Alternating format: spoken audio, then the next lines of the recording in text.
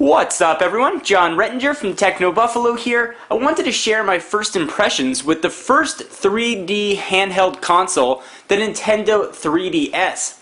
I've been playing it for the past few hours, and this is by no means a full review, but I do want to share some initial impressions of it. So, let's go ahead and get started.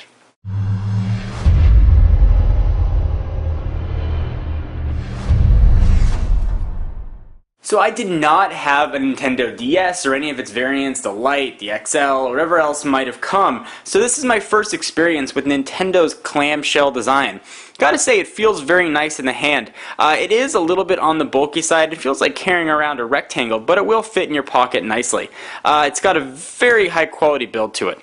Alright, so let's go ahead and start with the question that everybody wants to know. How does the 3D work? Well, unfortunately, I can't show you a demonstration of the 3D. It's not going to quite capture on camera, but I can share my impressions with it. As you saw right here, it's got a very, very quick boot up time. This is my first real hands-on with stereoscopic 3D. I had some, at least production stereoscopic 3D, and that means glasses free. Or it doesn't mean glasses free, but it translates to glasses free. You don't have to wear glasses if you want to play the 3DS.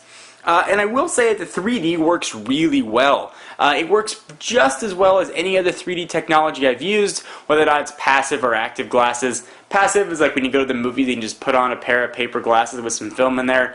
Active is if you've ever used 3D glasses with the 3D television, you have to actually turn them on and charge it.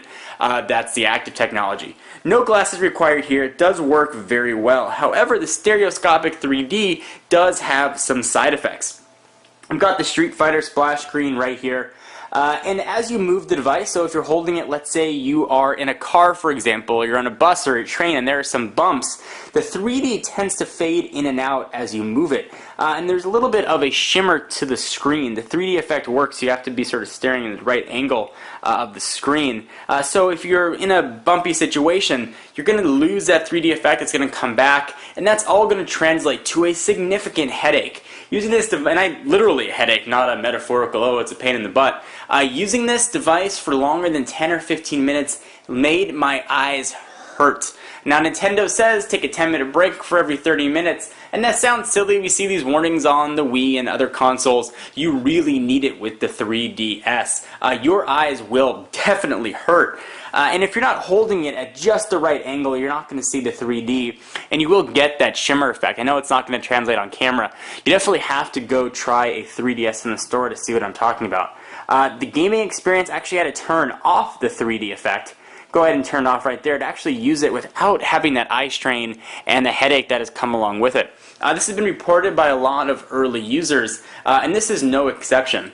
I was able to watch active 3D. My friends got a 3D television, put on the glasses, were able to watch a movie for a few hours with minimal eye strain. Certainly there was a little bit there. There is a significant amount, though again I want to emphasize that enough, with the 3DS here. So definitely try one in store before you go and pick it up.